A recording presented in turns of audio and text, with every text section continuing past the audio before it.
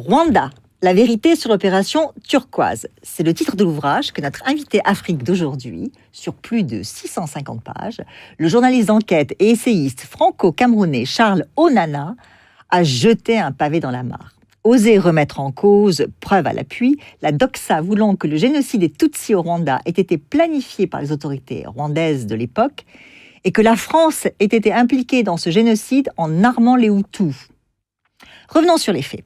Le 22 juin 1994, le Conseil de sécurité des Nations Unies autorise, par la résolution 929, le déploiement d'une force multinationale sous commandement français au Zaïre. Le président Mobutu était toujours en vie à l'époque et au Rwanda. C'est l'envoi de cette force, appelée Opération Turquoise, après l'attentat contre le Falcon 50 du président rwandais Juvenal Habyarimana, qui a également coûté la vie à son homologue burundais le 6 avril 1994, et alors que les tueries en masse avaient commencé, qui est mise en cause, y compris au sein de l'armée française. En effet, depuis 25 ans, journalistes, membres d'ONG, chercheurs et surtout les tenants du régime de Paul Kagame, devenu président du Rwanda en septembre 2000, mais qui luttait à l'époque au sein des forces révolutionnaires appelées Front patriotique du Rwanda, le FPR, accuse la France d'avoir participé à la préparation puis à l'exécution du génocide des Tutsis par les Hutus, qui a fait plus d'1 million de morts. Docteur en sciences politiques, diplômé de l'université Jean Moulin, Lyon 3, où il a soutenu sa thèse en décembre 2017, Charles Onana est un spécialiste des Grands Lacs et des conflits armés, en plus de ses écrits concernant le génocide au Rwanda. Il est également connu pour son travail de pionnier sur l'histoire des tirailleurs africains pendant la Seconde Guerre mondiale. Il a également dirigé l'Organisation panafricaine des journalistes indépendants au sein de laquelle il a mené une enquête sur l'assassinat du journaliste burkinabé Norbert Zongo.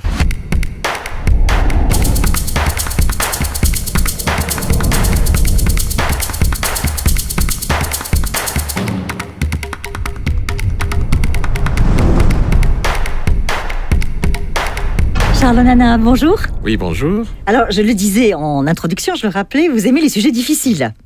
Mais pourquoi ce livre qui revisite l'opération turquoise et les génocides rwandais, maintenant et dans quel but ? C'est très simple, c'est parce que l'histoire officielle est fausse, et c'est surtout parce que pendant 25 ans, on a essayé de nous imposer une version, alors même que des archives étaient ouvertes aux États-Unis et dans d'autres pays. Mais enfin, tous les pays ne veulent pas ouvrir leurs archives, et on comprend pourquoi. Mais lorsque j'ai consulté les archives des Nations Unies, je me suis rendu compte qu'on nous a beaucoup menti. Et donc, j'ai essayé tout simplement de faire avancer le débat, de permettre qu'on sorte progressivement de la zone émotionnelle pour aller vers la zone rationnelle pour que les gens comprennent réellement ce qui s'est passé. Je crois que vous avez travaillé pendant 10 ans pour ce livre, donc c'est la raison pour laquelle ça sort maintenant ou il y a une raison particulière dans l'actualité ? Non, il y avait tout simplement le fait que j'avais accédé à beaucoup d'archives, mais je n'avais pas encore accédé à une bonne partie des archives du Conseil de sécurité des Nations Unies, parce que c'est là-bas que les choses se sont décidées. Et en accédant à ces archives-là, j'ai pu me rendre compte que la plupart des choses qui étaient connues, eh bien, ne correspondaient pas à ce qui s'est passé. Et c'est pour cette raison que j'ai voulu qu'on puisse avoir à la fois les différentes positions des acteurs, mais surtout qu'on identifie tous les acteurs extérieurs qui ont participé à cette tragédie. Donc, votre livre est vraiment, selon la manière dont on le vend, c'est-à-dire qu'il est vraiment plein de révélations nouvelles. Absolument, D'accord. Beaucoup. On y reviendra. Mais dites-moi, alors, est-ce que vous avez été surpris par les réactions à la sortie de votre livre, qui vient donc de paraître ? Vous savez que l'on vous traite de révisionniste, voire de négationniste. Que répondez-vous à vos détracteurs ? D'abord, que je n'ai pas l'habitude d'insulter ou d'injurier des gens qui ne sont pas d'accord avec moi. C'est mon éducation. On m'a appris à être poli, correct vis-à-vis des gens quand ils pensent ou quand ils disent des choses. Alors, la deuxième chose, c'est que ce n'est pas avec des injures qu'on fait avancer le débat, d'abord, et ensuite, ce n'est pas avec ça qu'on fait avancer le débat scientifique. Moi, je mets des choses sur la table, les gens qui ne sont pas d'accord devraient apporter des choses contradictoires ou suffisamment d'éléments plus forts que les miens.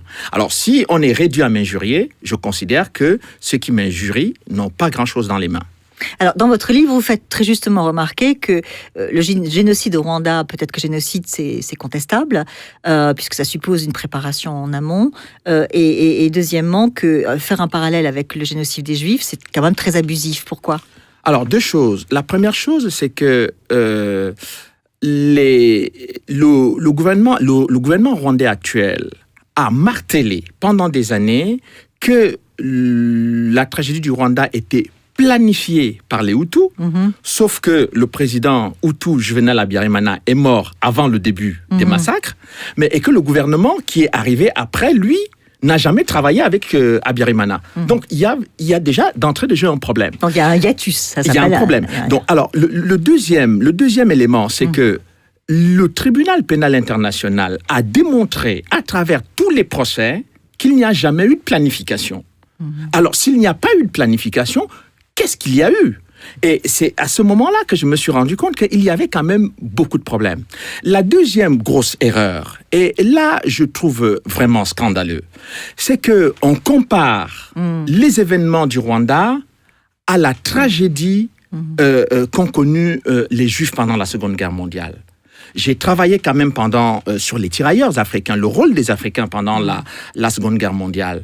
Mais je ne vois pas, sur le plan sociologique, sur le plan politique et sur le plan militaire, comment on peut comparer le peuple juif qui a subi une tragédie, une horreur comme celle qui s'est passée pendant la Seconde Guerre mondiale, comment on peut comparer ça avec des gens qui se battaient pour la conquête du pouvoir. Parce que le problème entre Hutu et Tutsi, c'est que les uns sont au pouvoir et les autres veulent prendre le pouvoir que détiennent les premiers. Tout à fait, donc je ne comprends pas pourquoi même les intellectuels juifs acceptent qu'on puisse faire un tel amalgame. Je trouve que vraiment... Pas de négationnisme de votre part.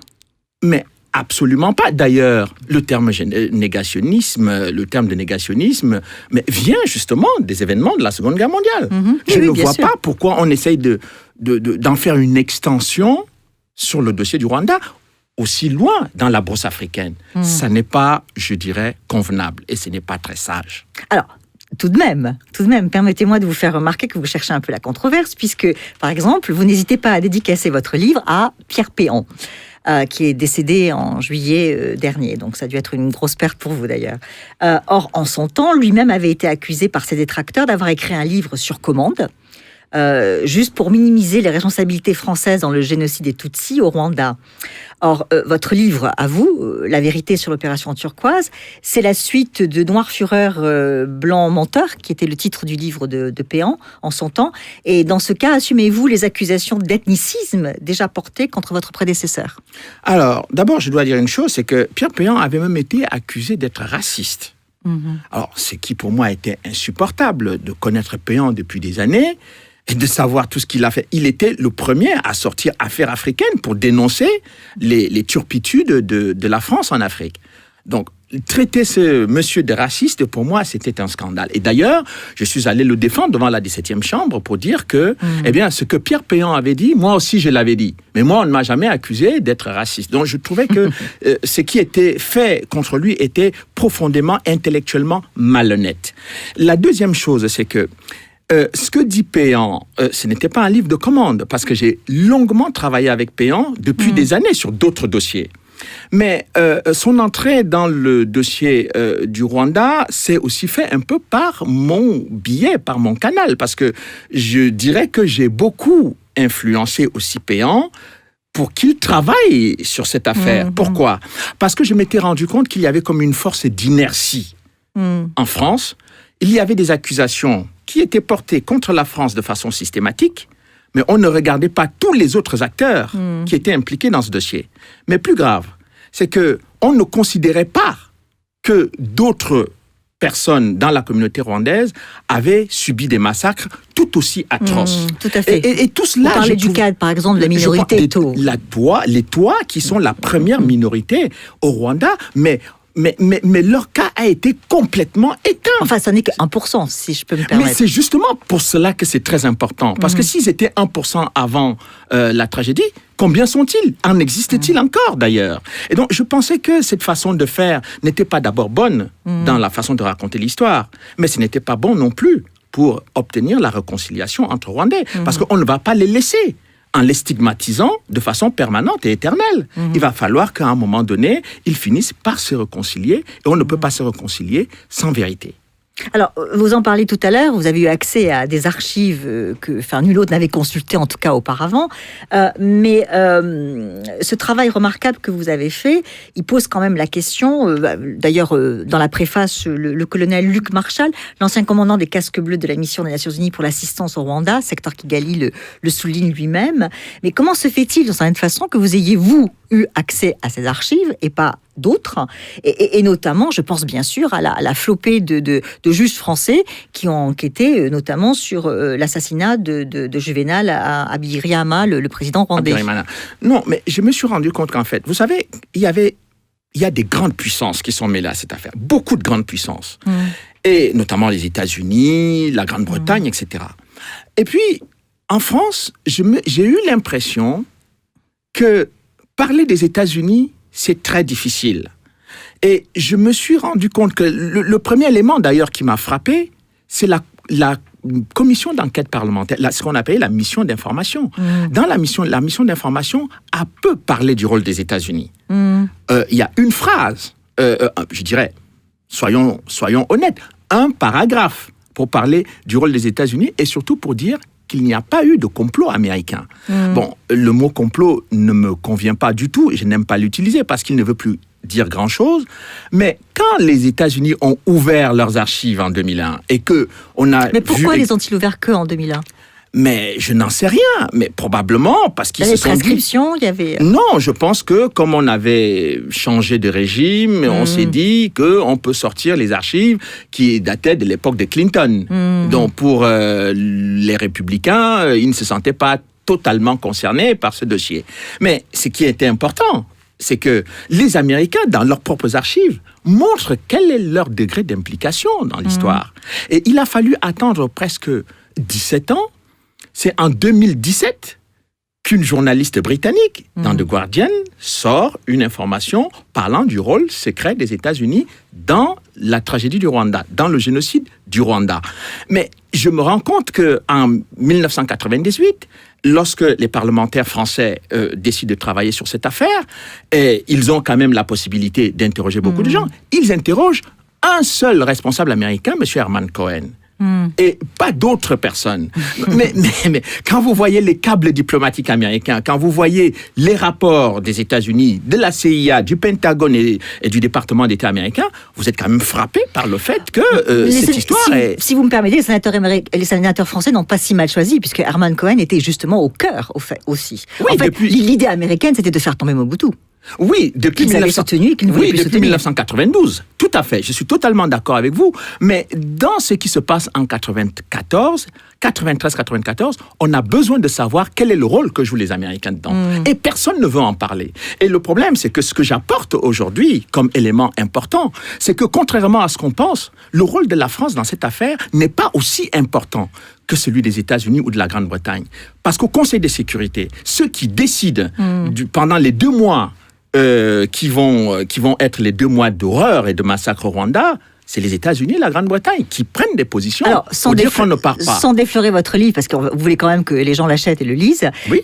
Quelle est la responsabilité des Américains dans le génocide au Rwanda ? Elle est centrale. Elle est centrale pourquoi ? Parce que pendant les négociations de paix, les négociations d'Arusha, il est question de partage de pouvoir entre Hutu et Tutsi.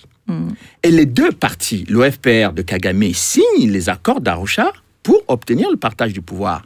Et ce partage du pouvoir va encore beaucoup plus loin parce qu'on finit par donner un pourcentage très important aux rebelles dans l'armée. C'est-à-dire que l'OFPR de Paul Kagame allait devenir une force beaucoup plus importante que l'armée Hutu qui était là depuis des années. Mais avant que ces accords ne soient mis à exécution, c'est là qu'on décide d'éliminer le président Juvenal Habyarimana. Et les Américains, une fois que cet attentat a lieu, au lieu de demander qu'on revienne donc aux accords d'Arusha, ce que demandent les autorités et les Français, ils disent non. Ils laissent pendant 2 mois, les massacres se dérouler. Mais quand je fouille dans les archives du Conseil de sécurité, mais pourquoi ils font ça en accord avec le FPR? C'est parce que le FPR avait une supériorité militaire. C'est-à-dire que le FPR... Donc ils ont joué la carte militaire sur le terrain. Voilà. Et ils ont parié sur Kagame d'une certaine façon. Ils ont parié sur Kagame. Il n'était pas encore le numéro 1. Il faut quand même rendre à l'histoire ce qu'il appartient. C'est lui qui Il était le commandant militaire. C'était le commandant militaire. Et donc, on savait qu'une fois qu'il remporte la victoire militaire, il n'y aura plus de partage de pouvoir entre Hutu et Tutsi. Et c'est de ça dont on ne veut pas parler. Parce que depuis 25 ans, on nous parle du génocide pour que nous n'ayons pas à parler de pourquoi les accords d'Arusha n'ont pas été appliqués. Et si les accords d'Arusha n'ont pas été appliqués, pourquoi on a tué Habyarimana? Et qui a tué le président Habyarimana? Alors, qui a tué Habyarimana? 2 présidents. Moi, je l'ai dit en 2002, en disant que le président Kagame est l'auteur de cette affaire. Pourquoi? Thèse reprise par Péan, qui avait été contestée ensuite, qui n'a pas été entérinée par les juges français. Alors, ce qui est quand même important, c'est que lorsque le président Kagame a quand même déposé une plainte devant la 17e chambre contre moi, il n'y avait pas que le président rwandais, il y avait l'État rwandais. Donc, j'ai eu 2 grandes plaintes qui ont été retirées 48 heures avant le début du procès. Donc, pour moi, le président Kagame donnait là un aveu public de son rôle.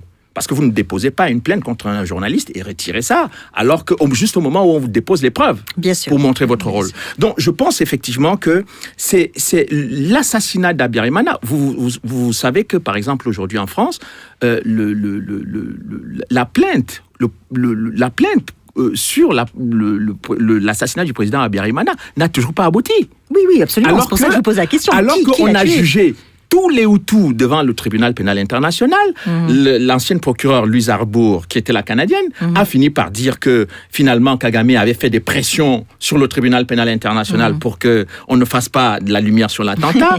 Le procureur Carla Del Ponte s'est retrouvée mise à l'extérieur, sortie de son poste de procureur, parce qu'elle a voulu commencer à regarder ce que le FPR faisait. Donc, si vous voulez, on a construit une histoire erronée, une histoire fausse, pour nous faire entendre un seul son de cloche. Et moi, je voulais qu'on essaye d'avoir l'ensemble des éléments qui permettent à chacun de se faire une opinion objective sur ce qui s'est réellement passé. D'accord. Donc, dans les archives que vous avez consultées, dont vous vous rendez compte dans votre livre, qui fait 650 pages, je rappelle, donc qui est quand même assez volumineux.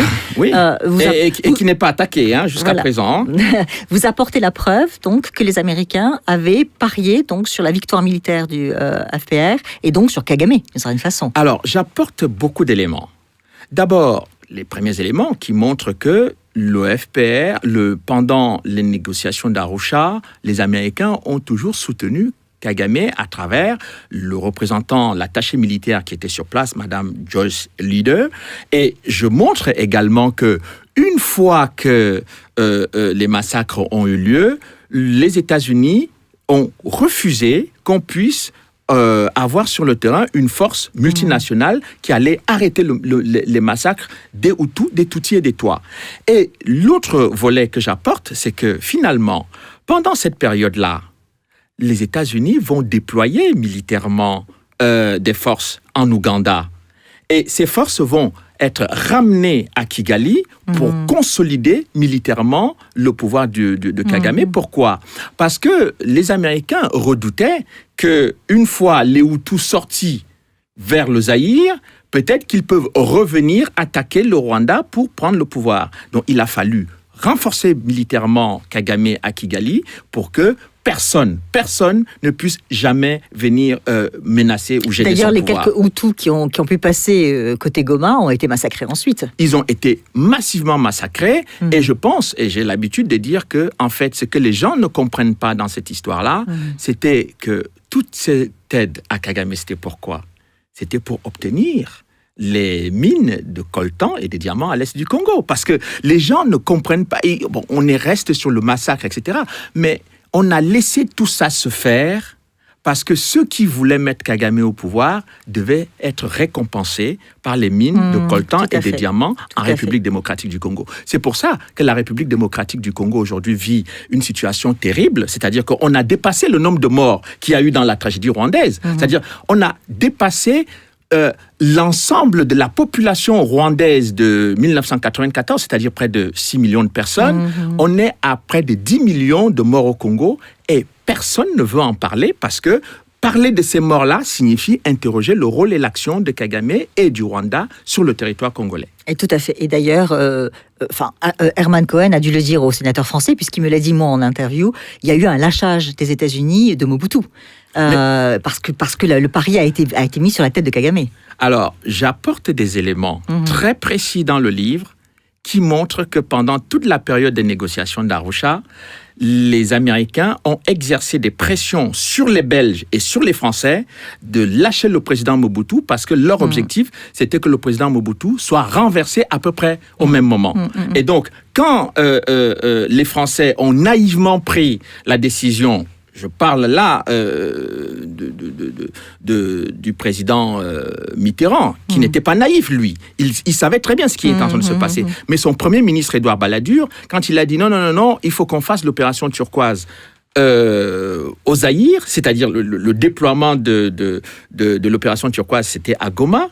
Mais le premier ministre Balladur n'a pas compris du Rwanda, pas compris que en fait Goma était l'aéroport international du trafic de diamants et de coltan que ceux qui avaient placé Kagame au pouvoir allaient utiliser après pour exploiter les ressources du Zaïre. Voilà la stratégie qui a été utilisée. Et quand on ne comprend pas cette interaction entre les mines de coltan et de diamants et de tous les minerais de l'Est du Congo, on ne comprend pas ce qui se passe sur ce qu'on va appeler le génocide au Rwanda. D'accord, oui. Alors justement, donc pour résumer, ce que votre livre apporte, la vérité sur l'opération turquoise, c'est donc la dimension géopolitique. Si je la dimension bien. Géopolitique, c'est qu'on comprenne que la prise de pouvoir de Kagame est liée au renversement de Mobutu, puisqu'en 97, c'est Kagame qui vient renverser le maréchal Mobutu avec l'aide des États-Unis et de l'Ouganda. Qui, soit dit en passant, beaucoup de Congolais ont toujours soutenu cette thèse et ne sont pas du tout entendus jusqu'à présent. Mais aujourd'hui, ils ont des éléments de preuve. C'est-à-dire que...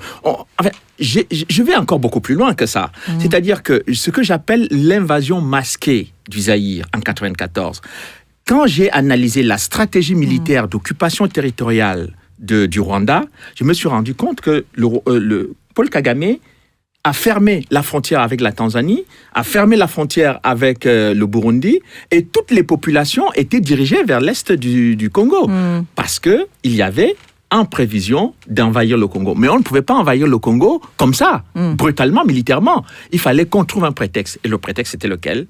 Qu'il y a des génocidaires qui sont réfugiés à l'est du Congo. Tout à fait. Et depuis plusieurs années, les génocidaires se trouvent autour des mines de diamants et de coltan de la République démocratique du Congo, dans lequel on trouve de nombreux rapports des Nations Unies qui démontrent que le Rwanda pille les richesses du Congo et vend le coltan à Kigali. D'accord. Alors, dans votre livre, vous avez aussi beaucoup parlé du rôle du FPR qui n'était pas tellement mis en avant, justement.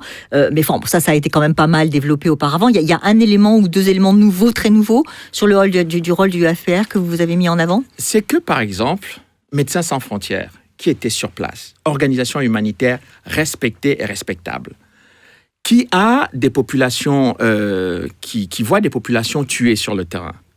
Les membres de MSF qui sont sur place envoient les rapports disant que les Hutus sont en train de massacrer les Tutsis. MSF dénonce ces massacres. Les mêmes membres de MSF envoient des rapports disant que les rebelles Tutsis sont en train de massacrer les Hutus et les Twa. Et tous ces rapports sont censurés au bureau international de MSF. Oui, donc c'est bien tout là aussi, en tout cas un hint, comme on dit en anglais, un élément qui permet de penser qu'il y a eu une falsification de l'histoire. Il y a une falsification de l'histoire. Donc, je pense que les dirigeants de la section internationale de MSF ne peuvent vraiment pas se regarder dans la glace en disant qu'ils ont dit la vérité en 94 sur tous les massacres. contre les Rwandais. Bon, et ça, je pense que c'est important. À eux en tirer les conséquences. Alors maintenant, les leçons qu'on peut tirer aujourd'hui de cette affaire. La première question que j'ai envie de vous poser, c'est que, bon, d'une certaine façon, en défendant l'honneur de l'armée française, comme un peu, ça a été pris pour la présentation de votre livre a été faite un peu comme ça. Est-ce que d'une certaine façon, vous en prenez pas à la politique étrangère de la France qui a travaillé sur la réconciliation avec le Rwanda? Est-ce que vous n'êtes pas un peu en porte-à-faux par rapport à tout ce que les présidents français ont fait depuis François Hollande pour se rapprocher du Rwanda, se réconcilier avec le Rwanda? Non, je pense qu'il n'y a pas de réconciliation sans vérité. Bon, d'ailleurs, les militaires français se sont indignés lorsque M. Sarkozy avait prôné le rapprochement avec le Rwanda, alors que c'est le Rwanda qui avait rompu les relations diplomatiques avec la France. Donc, on s'est retrouvé devant une situation où on ne savait pas si les accusations portées contre l'armée française étaient justes ou fausses, vraies ou fausses. On ne savait pas si effectivement la France se rapprochait du Rwanda parce que elle avait beaucoup de choses à se reprocher, donc pour qu'on ne sache pas la vérité, elle essaye de se rapprocher. Mais enfin, il y avait beaucoup de choses qui n'étaient pas claires. Et moi, je pense que pour qu'une réconciliation puisse être comprise, il faut clarifier les choses d'abord. Et la difficulté que la France a aujourd'hui, c'est de ne pas être capable, en mesure, avoir le courage politique de dire précisément que toutes les accusations qui sont portées contre l'armée française sont fausses. On peut accuser la France d'autre chose, mais pas d'avoir organisé, planifié et exécuté le massacre. Mais quand même, le Rwanda est présenté comme un modèle pour l'Afrique. Il en est un sur le plan économique. Non, mais ça, c'est de la propagande d'ailleurs. Ce qui serait intéressant, c'est qu'on sache d'où... Écoutez, quand on me parle du Ghana, on me dit que le Ghana est un pays qui se bat, mais parce que le Ghana travaille qu'avec ses ressources. Le Ghana ne va pas piller les ressources de son voisin. Bon, alors, le Rwanda, il faut qu'on nous dise d'où viennent les ressources du Rwanda pour faire ce qu'ils sont en train de faire au Rwanda. Je pense que ce soit les Occidentaux ou les Africains qui prennent le Rwanda comme modèle, il faut qu'ils demandent clairement d'où viennent les ressources du Rwanda pour construire ce pays. Si on viole les femmes à l'est de la République démocratique du Congo et qu'on se tait, si on massacre les populations civiles, si on utilise les enfants dans les mines de diamants et de coltan, si chaque jour les populations congolaises sont en instabilité permanente jusqu'à la tête du pays, parce que le Rwanda mène des incursions qui sont aujourd'hui démontrées par la MONUC, je pense que ce n'est pas très sérieux, ce n'est pas très correct. Il faut dire la vérité sur ce qui se passe et alors à ce moment-là, eh bien, on va applaudir le Rwanda. Si le Rwanda arrive à se développer par ses propres ressources, moi je serai le premier à dire allez voir comment ils font parce que leur méthode est efficace. Mais si c'est pour se développer en dépouillant le voisin, je pense que ce n'est pas très honnête et ce n'est pas très correct et ce n'est pas comme ça que l'Afrique va se développer. Charles Onana, merci beaucoup pour tous ces éclaircissements. Je vous remercie.